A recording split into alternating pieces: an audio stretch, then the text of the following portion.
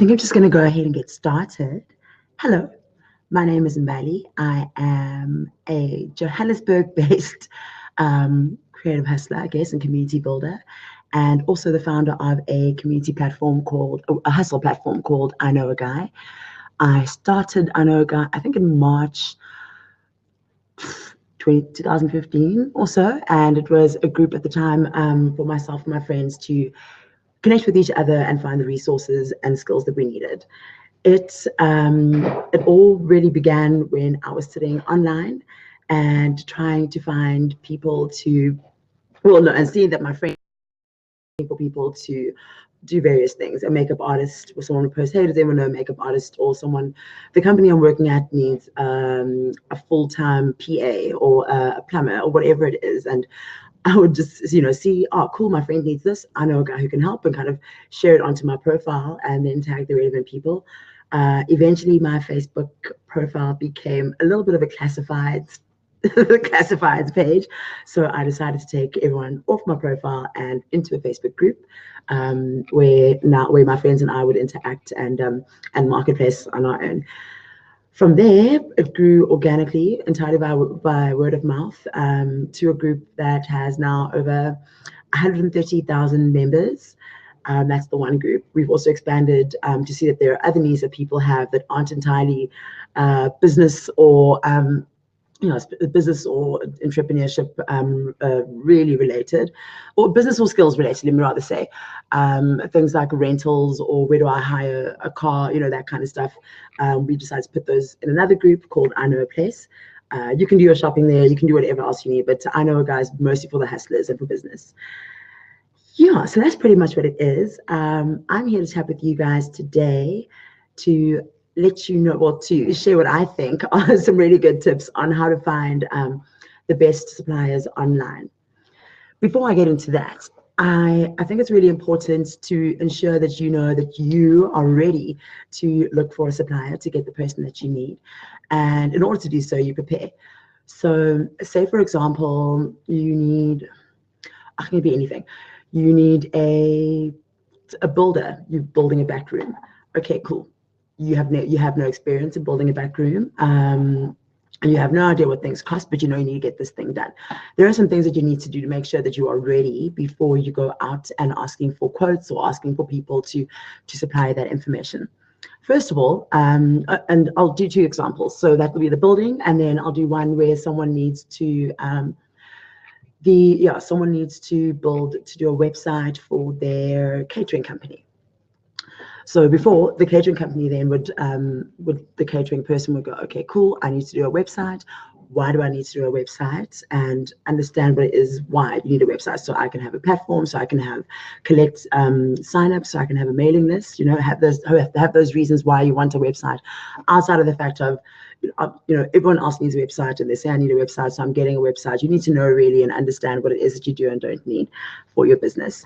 Next, I would say is also to have a really good idea of what you can afford, what you can and cannot afford, even if you don't know what things cost. Looking and saying, okay, I have 100 Rand a month, and of that 100 Rand, I can put 20 Rand a month towards X, Y, and Z. So either you're saving up, so by the time that you're ready to get that service, you actually have the money to support it, or it's just really good to have an idea of how you're going to pay, how you're going to afford whatever it is that you need.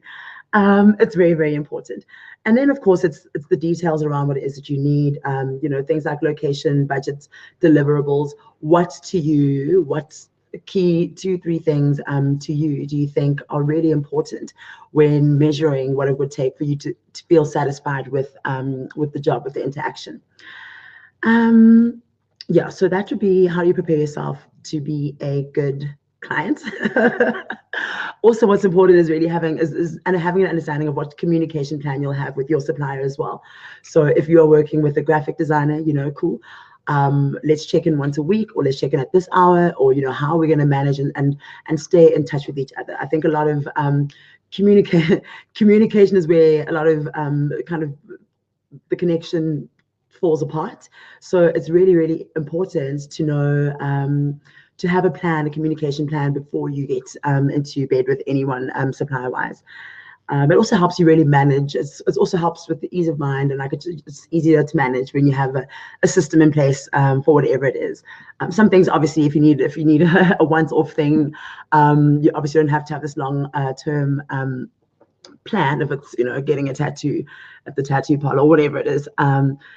But yeah, so let's see what else I have here.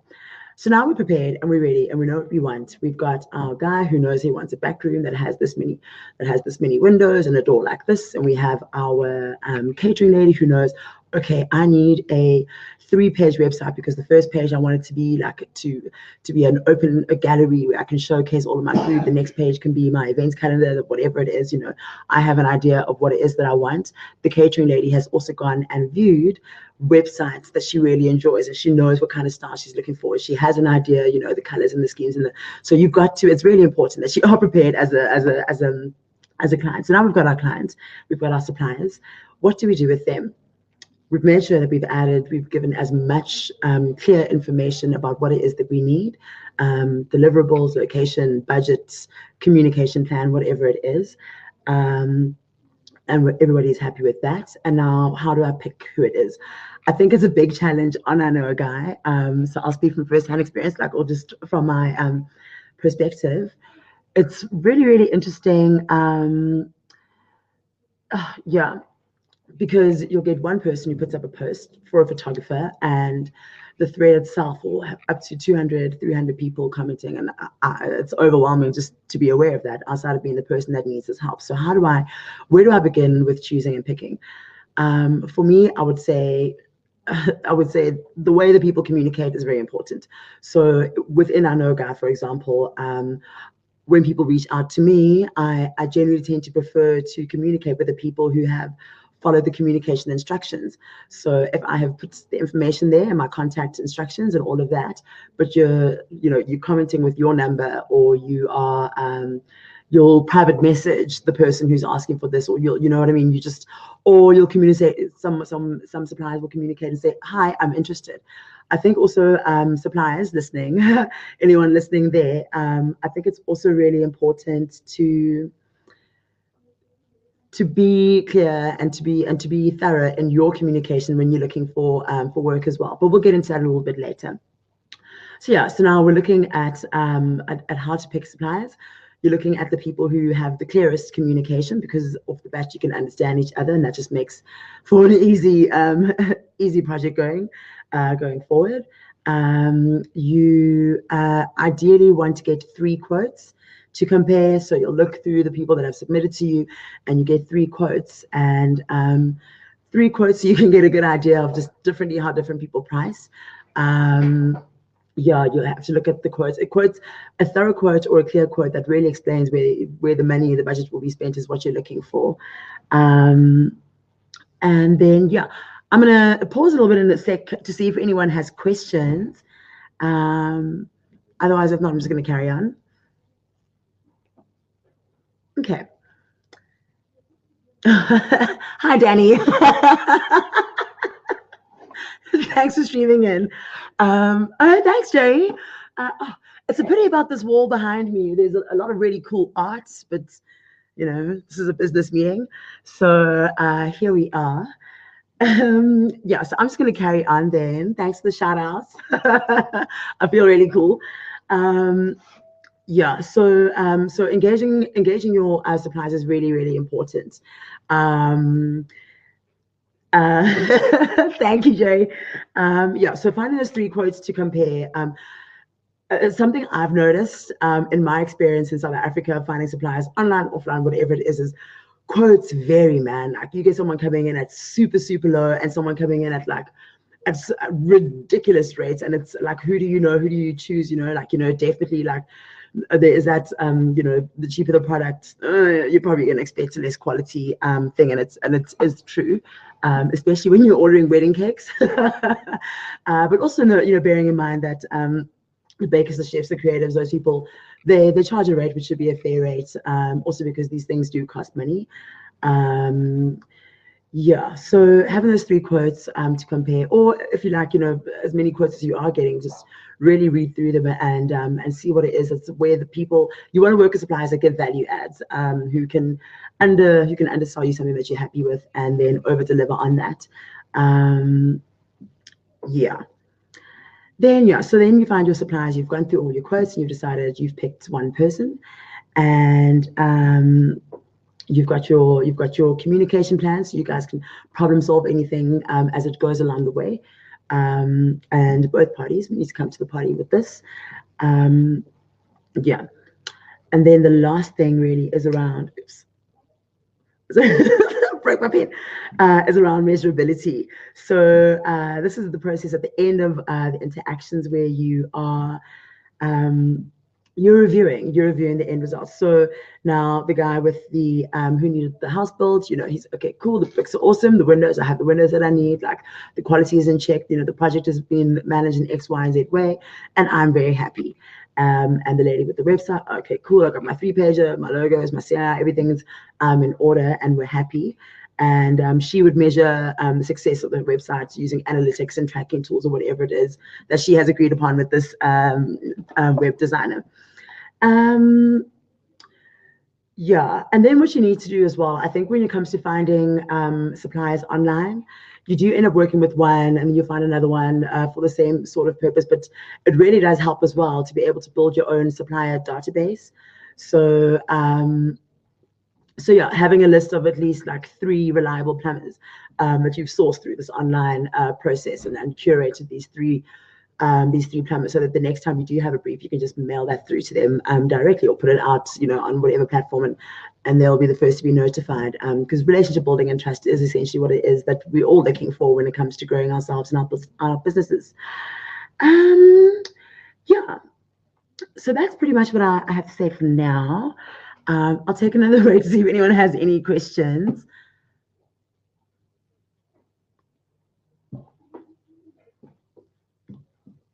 Okay.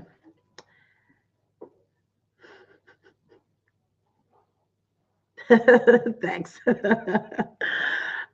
Yeah, so I mean, really, all in all, it comes down to being prepared. Being prepared before you set out to look for the person that you're looking for, having the right research, knowing what your budgets are, knowing what your rollout plan is. I know some things are urgent. A last minute thing like the ceiling falls through and you got to get someone to do it, but you still need to do some research. I think you really need to know what it is that you can and cannot afford and how much time that it is that you have, and communicating that to prospective suppliers really does help. Just everybody to have a clear idea from the gate and to manage expectations from the start. And then so I'm just gonna. We've got a question here. How do I set my budget if I'm unsure of how much things like raw materials will cost? Okay, so my example would be, okay, cool. So I know I need to do a back room. Let's say I earn, okay, I'm a business now. It's personal or business. I feel like the same system applies. Okay, businesses generally have a budget and they have a plan and allocated funds for certain things. So we'll keep it kind of a little bit less formal. So you need to do a back room and you don't know how much it costs. You've obviously got the space, you have an idea of what it is that you want to do, but you don't know what it's going to cost and how long it'll take. Definitely still prepare and have your information ready, and yeah, you need books, you need this, you need that. Try to have that brief together, put that out there, and you're going to have to get quotes. But before you get quotes, you need to know what you can afford. So I earn 1,000 Rand a month, and I can definitely put aside 200 Rand a month for the building of this back room, or I can save up. If I save up 200 Rand a month for the next 3 months, I'll have $600, which is at least a deposit or something that I can afford to put down for this thing, so that you are at least equipped. It'll put your mind at ease and it'll help. It's just a wonderful thing. Just always be prepared. So then from there you can work around figuring out how much raw materials cost. If you're getting someone else to quote you on that, then hopefully you can find someone who can just handle all the elements of putting together the back room, as opposed to going to one person for bricks and then the next person for this and the next person for that. It's generally easier to find a one-stop shop that can handle all the elements. Well, it's just better for me. So and then once you have an idea of what you can afford and what you are able to do with your money, then it makes it easier to know to have that conversation when you do understand what the costs and the quotes are for that sort of thing. I'm not sure. I hope I answered your question okay.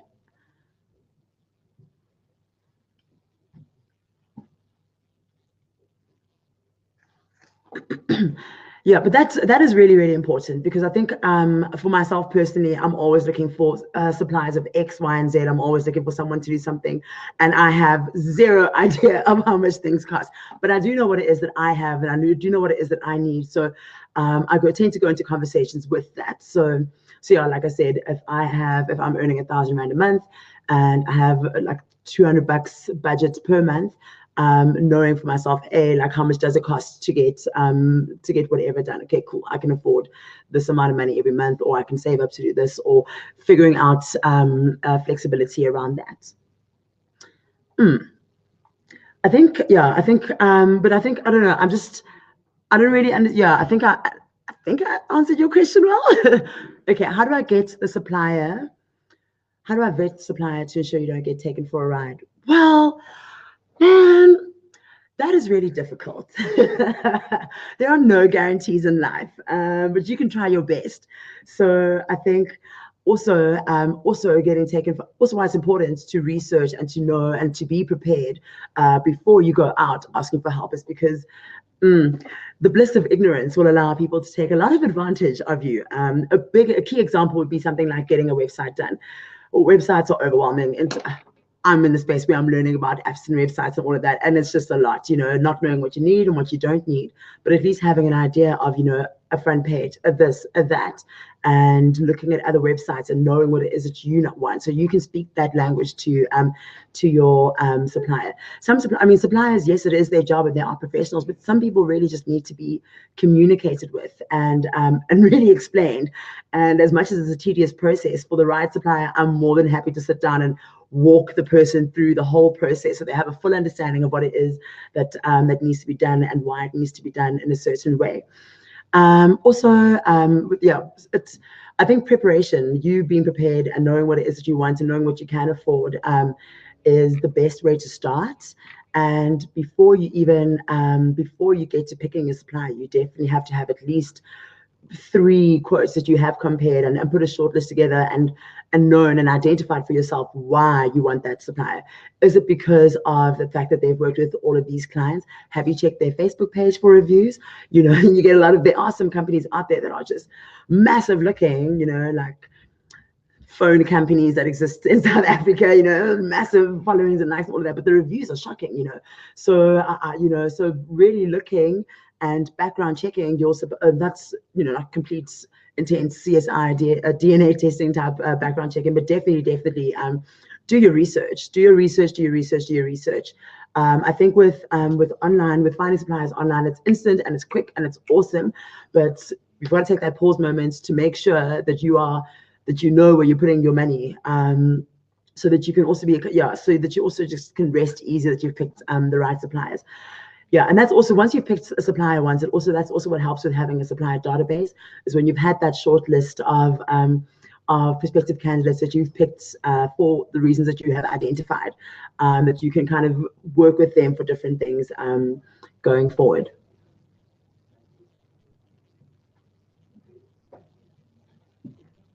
I hope you're happy with that answer, Mamukabani. Yes. Everyone claims to be a professional until they get the deposit. My neighbor actually just recently went through this in a really bad way. Big shot person. Like give the deposit or pay upfront actually was what she had to do. Yeah, and it's a bit of a nightmare kind of doing a follow up and this and that. So it is a common thing. It's what it is, especially in South Africa, if I can be so completely honest. Yeah, so how do you because everyone claims to be an expert, but that's also just just do a 10-minute background check, you know. Okay, on our No Guy as a Facebook group, it's a bit difficult to see what the reviews and ratings are because it is kind of a quick interaction conversation. But Facebook pages, red flags, that can be quite easy.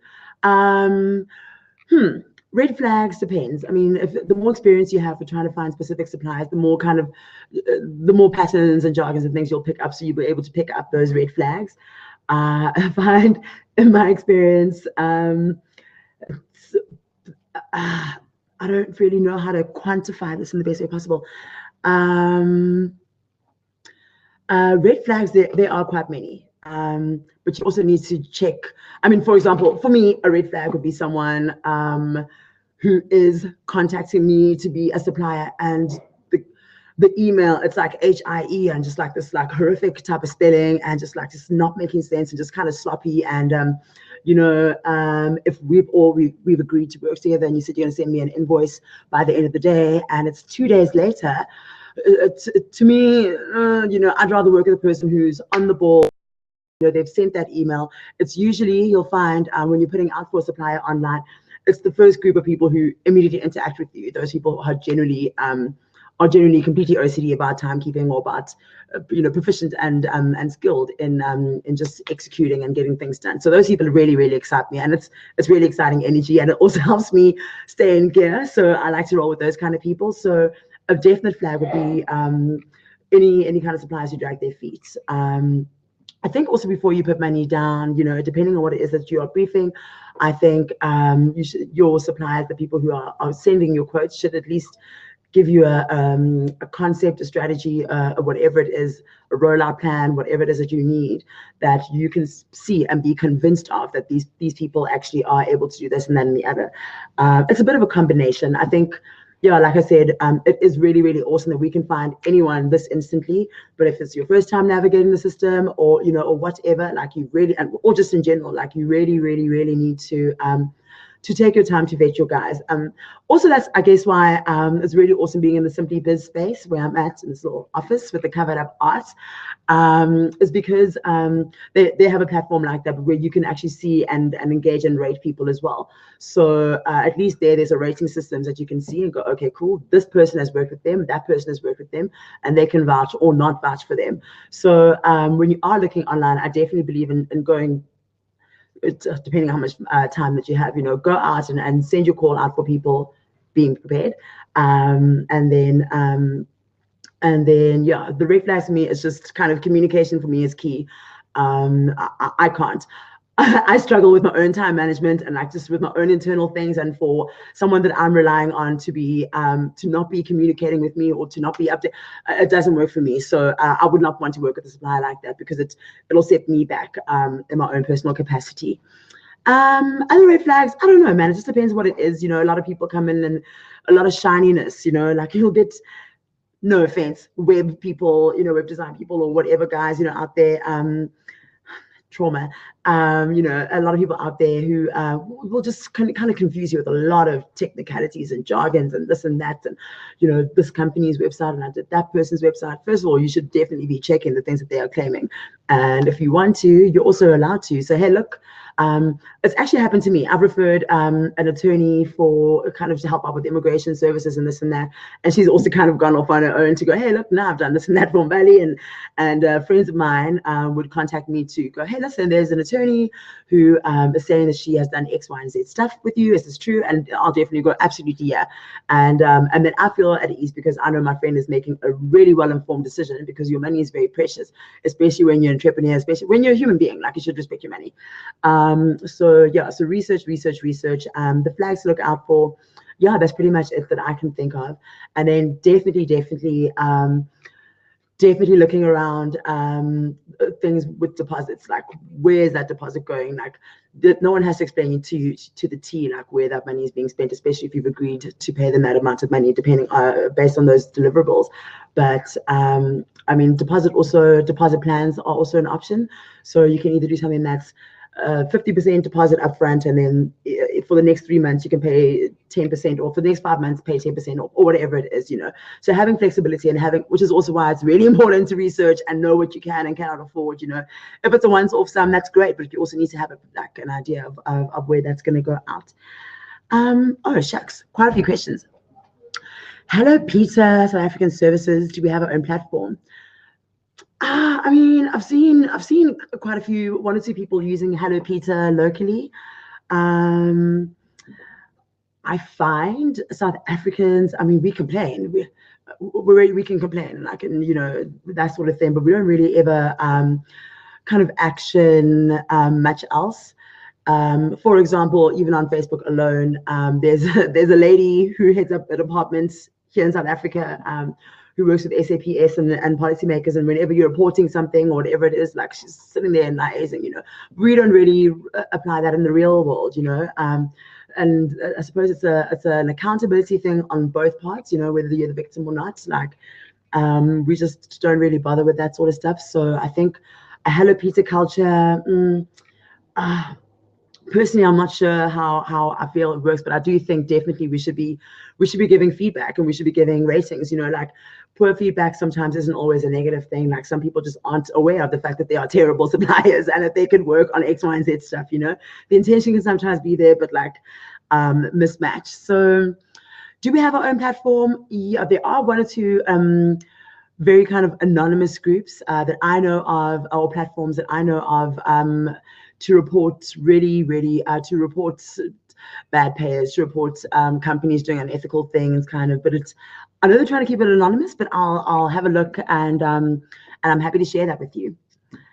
Hi Barry, checking in from London, I think. That's really cool. Great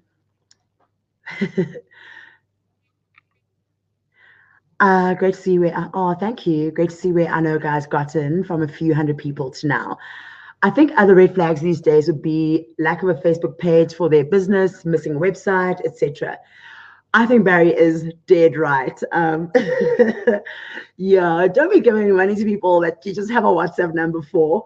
Yeah, you definitely have to have a Facebook page. Look, for me, Facebook page is the best, closest thing you can get to like an open rating. People will complain, if they had shocking service and they know you have a page.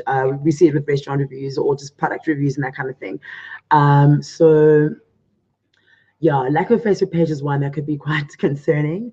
But I do know it just depends on what your business language is, in kind of mainstream city life, devs, you've got to have your pages and your things. But in the more smaller towns out there, like, folks are running their businesses and networks of WhatsApp groups, and that's their thing. And now they have a WhatsApp business page, and that's how they run their businesses. But yes, definitely you have to have a formalized something. Not a WhatsApp group for this conversation, not a WhatsApp page for this conversation, but yeah, a page. I would even look at building a Facebook community, like also knowing what it is, doing some, just take a day, take a couple hours and research what it is that your company could benefit from.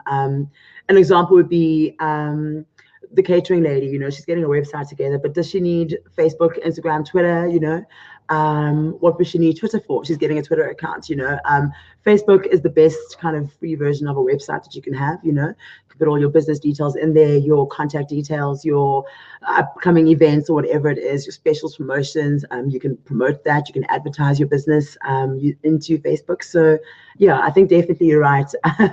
Companies that don't have a basic Facebook page. Yeah.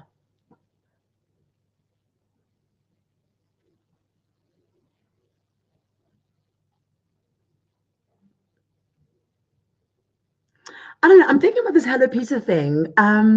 Look, I think it is important that we start building that network of flagging things. But I think until we really deal with like how to manage the accountability of it all, and it's all really cool and well to have a nice complaint about something, but like where does that go? So for me, like Hello Peter is kick ass, and like these ratings, and like, yes, you should be able to warn people against other people who could be harmful to your business. Cheers, thank you. So Mamukawani is saying, wow, super informative. I just had this fear of being taken for a ride. Oh man, I can tell you stories. It's taken me 4 years to get anywhere near an app. Okay, so this has been the most expensive education of my life, but fortunately, I've made enough mistakes now that I can see my own red flags through patterns and experience. And now I'm also fortunate enough to be in a really safe space of just kick-ass support and assistance. So yes, you should definitely be wary of being taken for a ride. But the best way that you can protect yourself is by being actually prepared. Is by actually having an idea of your budget, location, all of that information. Like make a list, even if it's a checklist. So cool, this is my little target list. Okay, I need to know budget. I need to have an idea of timelines. I need to have a communications plan. Communication can even be something like, okay, do you prefer to do a call once a week, or do you prefer WhatsApp? I personally would suggest you stay away from running business interactions on WhatsApp. First of all, the thread and WhatsApp groups, WhatsApp groups, because the thread gets chaotic, and it starts off as WhatsApp groups in particular. We start off as we're having this conversation about this one project, and then give it a day or two, and everyone's just having these like other different conversations, and to track one line of conversation is virtually impossible, and it's frustrating, and I hate it. So I would like all of you to not do that. Don't do it. But yeah, also email conversations are much better. They kind of force people to kind of sit upright and behave somehow, and in an email thread, you can therefore go, specific information and then the person's specific response and and you can track the entire process of the project from beginning to end. So yes, you definitely should be aware of being taken for a ride, but you also just need to be really, really prepared and really research. The internet is great because these people come to you, so you've got to now sit and filter and sort out what you need for yourself. What's the coolest trick of the trade I've learned since being at Facebook? Okay. Or the way you solve problems. Anything you can share with us? Yeah. There's this really cool sense of getting things done. I mean, I've been a part of Facebook's community leadership circles for a year, and it's been an interesting journey. I did get to do about a week or two at the San Francisco, at the Silicon Valley office, which was really, really awesome. I learned quite a bit around just corporate culture. And I mean, but to be fair, I've also been freelancing and working in the creative industry. Also, I mean, within the good brand name space, but it's a bit of a shift, kind of seeing how things roll out. There is within the working environment. There are just things that are in place that help create a healthy productivity environment space. So, for example, obviously visually the space has got cool, the right coloring and design and all of that. But there are also little breakaway rooms where you can sit on a beanbag and read a book. You can go play ping pong. You can do certain things. Not that every company needs to do that, but my point is that they've put in a little bit of effort to make sure that the team is okay, and that they have options and outlets to vent their frustrations. Also, something that I found really interesting was the fact that the project deliverables are the only thing that anyone really cares about. And I don't really know how to expand on that, in the sense that group projects and this and that can be a bit of a dramatic situation and a drama and a diva and this and that and conflict, but conflict doesn't really seem to arise unless it's to do with conflict on the actual work, the work at hand. So that I found to be really, really interesting. I'm not explaining it really well, but yeah. The way I solve problems, well, problem solving. How do I solve problems, and how has it improved since then? I definitely actually listen a lot more, and I definitely feel more comfortable to delegate based on the information gathered. I find myself being a team leader is absolutely awesome, but like being able to draw in different elements from the teams is really powerful and valuable. So that's definitely changed with me with problem solving. I also reach out. So I used to use myself and Google, and yeah, myself and Google were my friends when it came to learning how to problem solve, which really was really awesome. But now, if I have a problem, I know who I can reach out to and how to communicate what it is that I need to reach out to, so that I can get a little bit of understanding and understand this, and then research a bit more there, and also still while openly communicating with the team that's involved with this thing, with the problem that needs to be solved. So yeah, when it comes to problem solving, I don't know, it depends on what it is. If it's in a team dynamic, if it's a work crisis, you'd have to assess what the situation is. See what your immediate kind of options are. I don't know. I'm gonna have to give a bit more thought into that one, Danny, and qualify you a better answer. Hello, Peter. Feedback. Oh, okay. So Dan, I'm not sure if you guys can all see each other's comments, but yeah, well, Danny says she uses Hello Peter, and she's got an excellent feedback. Not all companies. Yeah. Look, I mean, I definitely think that a review system is really, really important. And I mean, it's apparent in pretty much all the successful platforms are ratings based, or ratings is an element. You know, if you look at TripAdvisor, it's people rate all these places, and TripAdvisor also gives you suggestions based on people's ratings, and that's people trust, and that's a trust thing. So definitely Hello Peter and these communication spaces of A, celebrating good suppliers, and B, raising awareness on on the less good suppliers is really important.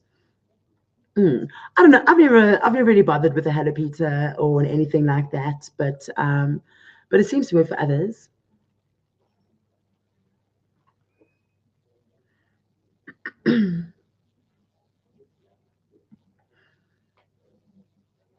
Mama Kubani, I don't know. Are you satisfied with your answer? Yeah. So I think for you, when it comes to to making sure that you feel safe, I think definitely do your research and have that cool checklist together. Try to stay away from WhatsApp. You need to be able to find people. And also, if you're running all your communications on WhatsApp, all that person has to do is delete that SIM card or block the number or whatever it is, and how you're going to reach that person, So you need to have those communication. Cheers. I'm glad you're super happy. But you definitely need to have those lines of communication in place as well. Just while I'm on the topic of WhatsApp, man, like, it was something that a colleague of mine, an industry friend of mine pointed out, which is really, really important, and that I actually should share with you now, since we're chatting around communications. Barry's got some interesting questions, but I want to finish what I was saying, which I've now forgotten. So I'm going to put a pin in that and get to Barry's questions. Okay, one, how do I deal with scammers in the group? I'm sure you had one or two. Yes. Future plans for our no guy. All right. Scammers. So because I started the group on Facebook, basically what happens is people come together to interact for a thing. I need this, I have that. Interact, get off Facebook or chat via DMs or WhatsApp, whatever it is, and they disappear.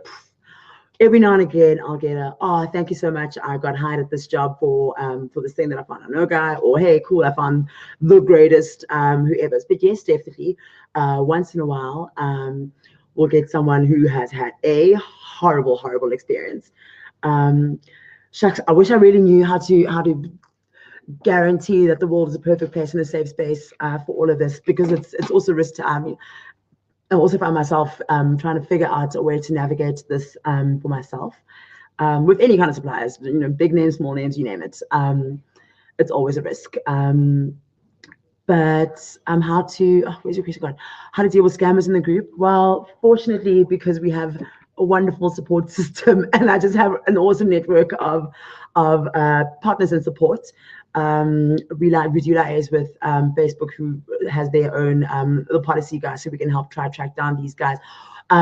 What happened was once there was a dude, he does like jungle gyms or like something like that, and there's a lady that I know who runs, she's got an orphanage, and she did these jungle gyms for this orphanage, and this erg took deposits, all that money, boom, gone. Which is also, it's not just that she didn't research, but she should. But you all should really research and look for reviews. And if you see, Facebook is really cool for that, because if you see that a friend of yours or other people like the page, and you have a good enough relationship with that friend, you can be like, hey, look, I see this and that was your experience, and get that firsthand information.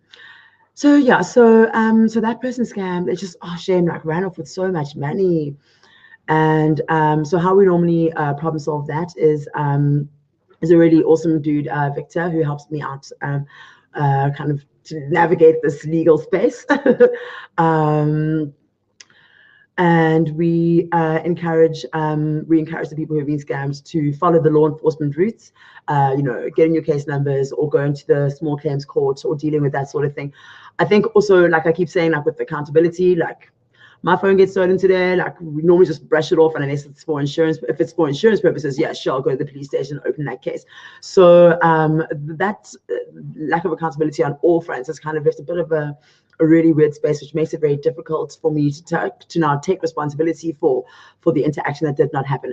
I feel terrible when it happens, because it shouldn't happen to anyone, and it's also happening within my own platform. So I feel personally scammed each time, twice by the scammer, and I feel like I've scammed the person who's been scammed. So it's always never a comfortable situation. But yeah, so we have a system. We work with legals, with law enforcement, and policymakers.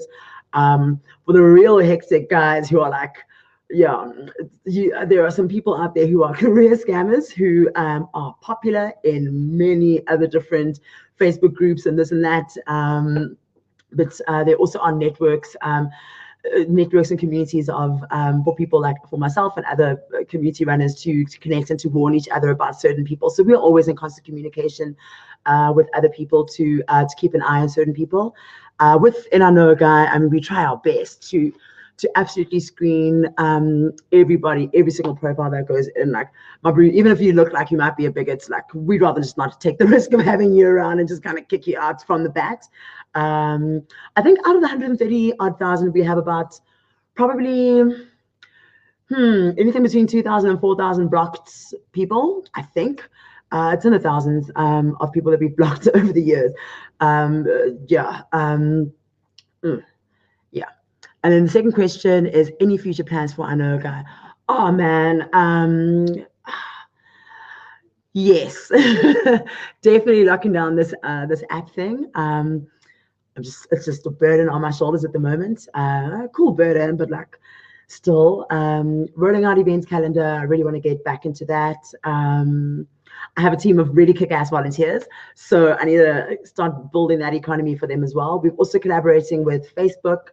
Facebook will be rolling out amongst groups across Africa or just internationally a subscription program. So we'll have an I Know a Guy group, which is just got a lot of people on it, and then there'll be a subscription group for people who are happy to pay to support the platform.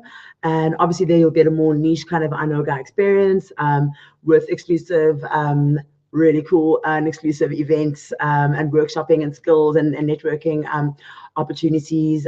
We're just going to pack it with some really cool stuff. So that's what we're working on at the moment. So there'll be a Facebook subscription group, a lot more events, an app. And then just until then, we're just going to keep moving. Also with I Know a Guy, I think it's cool. It is cool. It's cool. It's a very cool thing. There are now so many different copycat groups. At first I took a lot of offense, but like, mates, like they're there, and I don't have the energy to go around kind of screaming at everyone. So trademark, we'll see you when the trademark is in hand. But that doesn't really bother me. What we're doing at the moment, what I'm doing is, there's a Zimbabwe group. This guy just decided to start I Know a Guy Zimbabwe, and he just kind of copy and pasted as much as he could find off my group and just threw it off into theirs. So he's grown up to about I think about 2,000 odd people. So I reached out to him, and I'm kind of training him on how to do that in Zim. So it'll be really cool if we can also have a solid events portfolio that translates to there. I've also got I've got an I Know a Guy London kind of in the works, a couple of hundred people. Yeah, so we'll see how that goes. So the hope for me as I Know a Guy is to really kind of run and hug and connect the entire supply chain command within Africa, connect Africans and help. First of all, business connections and help people to connect with other businesses and help businesses grow and all of that. Those resources, that's one cool thing. I'd like to get into research and development, finding out, just really understanding scope. I only have my experience based on my little Facebook. It's a cool survey that I've had in the 4 years to kind of see, until the end of last year, I pretty much was reading all those posts myself, approving all those posts myself. So all of that information is stored here somewhere. So I have a little bit of an idea of what's going on, but it's kind of on a more research level. And also, I know a guy would love to be able to empower and educate as one. In a very sustainable way, though. So I've got to figure that out. Okay, dokes. And then best feedback is from friends. Yeah, so I agree with you, Joey, on feedback and it being from friends. I think word of mouth is basically where the world is going. If you look at advertising and how mate, I even there are sometimes I'll be sitting watching a video online and if an ad just pops up halfway through, even if I was enjoying that video, I just, based on principle, I've got to find another video. And that's just me and that's just how I am. But so advertising, it's in your face. It's everyone's telling you to buy this and and it's confusing. And why we, I think, are shifting to word of mouth and why we are shifting to kind of this safe space is because we're finding information from people that we trust. We get information from people who generally don't have a corporate or too much of a corporate or a money or an intentions kind of vibe behind what it is that they're saying. It's generally qualified and it's volunteered information. So yeah, word of mouth is really important, the good and the bad, unfortunately. And yeah, man, advertising, I suppose people just need to get creative on how they communicate, but the conversations, no one's listening to it. No one's really responding. I'm excited about this I know guy stuff. I'm very nervous, but I'm very excited. Things are moving pretty chaotically and all at the same time. So I'm in a permanent state of overwhelmed, in a very good way, sometimes in a panicked way, sometimes in just complete confusion. Sitting out just confused. But yeah, so I've got really, really awesome structure and support there, and I'm really looking forward to dropping something this year at the very least. Yeah, I hope I've explained. More than anything, I hope I've helped get through the conversation on finding the right supplier and being the right supplier as well. Basically it's down to being prepared and how you engage and doing your research and agreeing on the maintenance and what the measurabilities and deliverables are. And then I suppose review. Yeah. Always give feedback. I think people appreciate feedback. I don't know. People just don't like to do it unless they're upset or really, really impressed. It's okay to give an average rating. Uber's doing it, Taxify's doing it, and yeah, and also, I mean, to go back, Mamukabani. I hope I'm saying your name right, Mamukabani. It looks like a funny name, city. With ratings and reviews, it's really, really important to look at that stuff so you don't make the mistake of getting a bad supplier. Yeah. I think it's also why we need to kind of move from Facebook. The Facebook group in itself will always be there and it'll always grow, and I'll always be trying hard to make sure that the group runs smoothly and that things are always okay, because it is there, and I don't see a point in canceling a Facebook community where Facebook communities exist anyways and people are on them and they're here to stay and they're growing, and I've already got my thing there. But the app will supplement the events. I think will be cool for empowerment. I find there's a gap for skills, upskilling, and for resources when it comes to especially young people.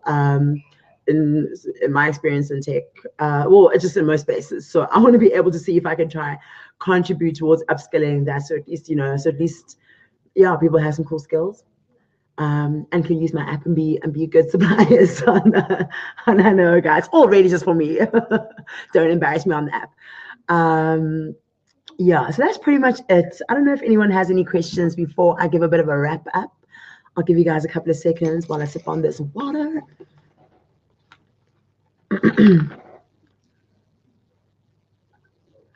And thanks for hanging out. Thanks for coming through. I'll see if I've left anything out. The guys here at the team asked if I had I've been prepared for this talk, but they asked if I had a presentation. Nah, I don't. I just like to kind of. But if anyone wants like a little pointers list or anything, I would just say prepare, do your research, have a communication plan, know what your measurability plan is, and definitely give a review.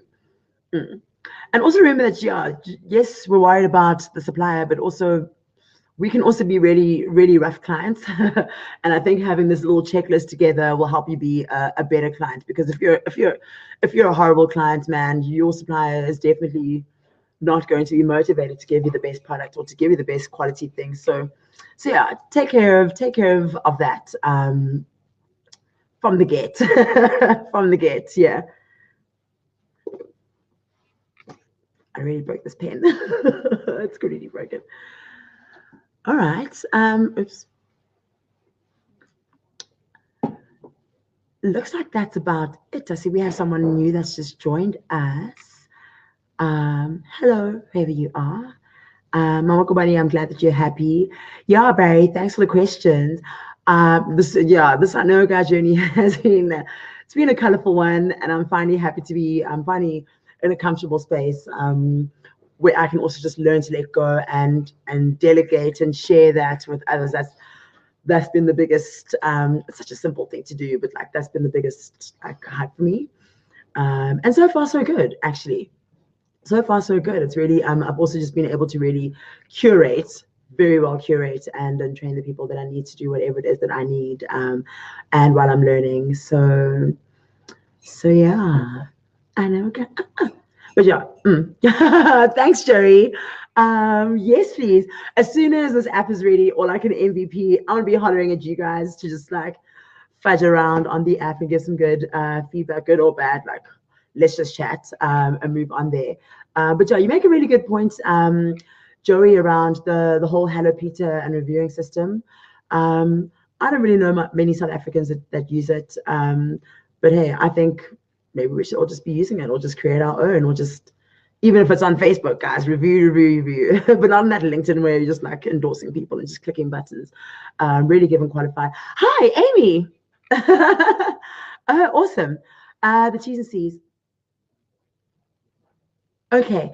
Yeah, so thank you very much, Simply Biz, for giving me the opportunity to chat away here. I've had a really good time. I know it's not your traditional presentation with key points, and I'm hoping next time I can show the art. Yeah, so like I mentioned, the guys at Simply Biz have been really, really kick-ass, and they've come on with some really cool. These are one of the guys that are helping support as I know a guy. They have offered to pay 16,000 Rand towards someone who needs to get something done. So you, Mama Kobani, it sounds like you are worried about losing your money and parting ways. Get your briefs together, get your research, check out the Simply Biz site. The same link, I think they're all I'll share a link. We'll just check our Facebook group as well. It's plagued with links to the Simply Biz experience, to the competitions. They are giving us 100,000 Rand for one lucky member on I Know a Guy to spend on digital marketing. They also we have 3 Lenovo tablets that you can grab, which I'm just surprised no one's really gone with it, because these are really kick-ass prizes. So and I definitely want one of those tablets. So yeah, 3 Lenovo tabs. And the coolest one, which I think is really kick-ass, is if you need something done, if you need a supplier, they're willing to pay up to 16,000 Rand towards fitting the bill for your service. So, for example, if you need someone to build that back room and it costs I don't know, 20 grand, the guys at Simply Biz are looking for someone to pay up to 16,000 Rand towards to help them get what it is that they need. So really have a look at the site. Have a look at the site, sign up. you'll have to go through, I think the process is you'll go to like a marketplace and post and list what it is that you need a job there.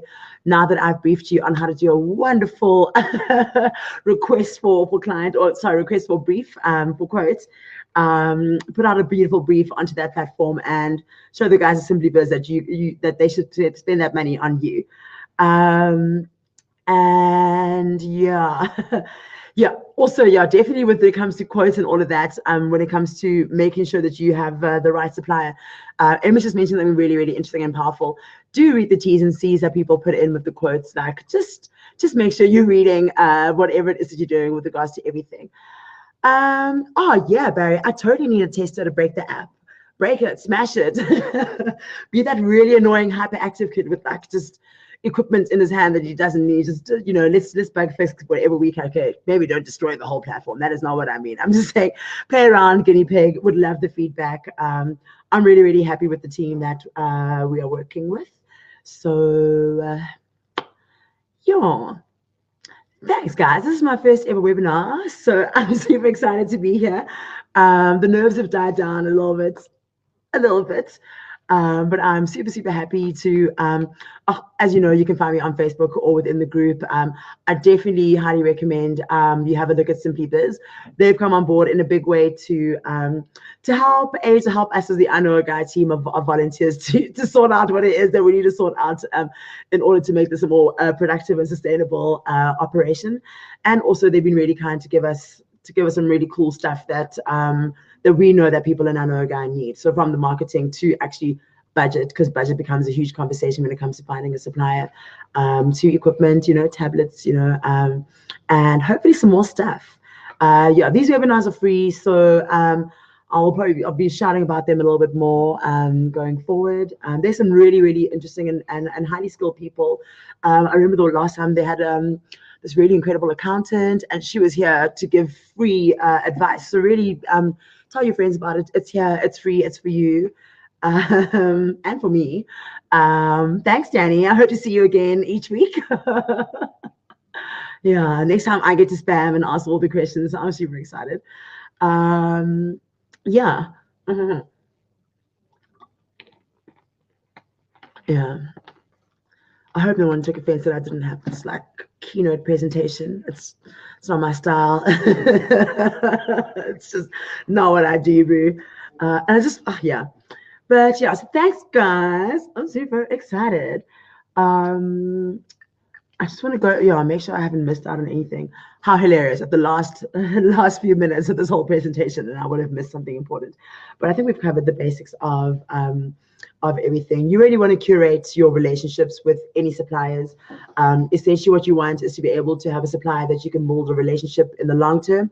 So getting everything right the first time is a beautiful thing and a wonderful thing, and it helps for when there are actual challenges in the long run, and that you guys can both lock heads and problem solve together, as opposed to then it becoming a supplier client argument. Are you this and that and the other? Like being able to go with the supplier and to have those good relationships and to have that nice supplier database of reliable, you know, because your builder might not be available for that project, so you might need to have another person that you know and can rely on.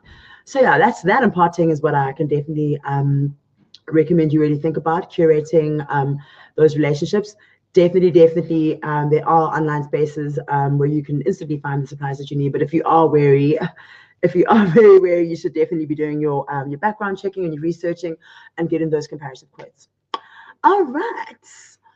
Thanks, guys. I want to stick around for the next few to see if anyone has any questions. Questions, comments, shout outs, whatever. I'll give a shout out to my team. I know guy volunteers. Ow! To my friends that are listening. Cheers. Simply Biz and this bottle of water. And thanks, Amy. Yeah. Oh, thanks, Mom Kwani. Radingwana. Yeah, you must be Tswana. Radingwana. Yeah. I'll tell you, I'm Tswana as well. Well, no, I'm a combination of different cultures, but Tswana is definitely in here. Hence the glow. Yeah. Thanks again, guys. If you need anything, do give me a shout. I'm pretty sure a lot of you can reach me on Facebook or otherwise. Dave's have a look at the Simply Biz website, and please, can someone take these cool things that we have to give to you guys? I'm just so confused as to why no one's as excited as we are to have these awesome resources to share. So yeah, when you see me kind of screaming about things, just give it a share and sign up. Or I'm sure we know other people who could really benefit from these kind of things. So really get the word out there, because we are doing these things and we want to be doing it for the right people. And that said, I bid you all adieu. Thanks again for everything, and goodbye.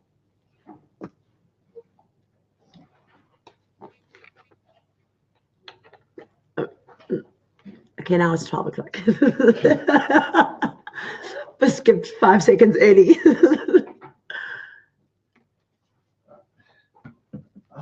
So I'm going to end webinar.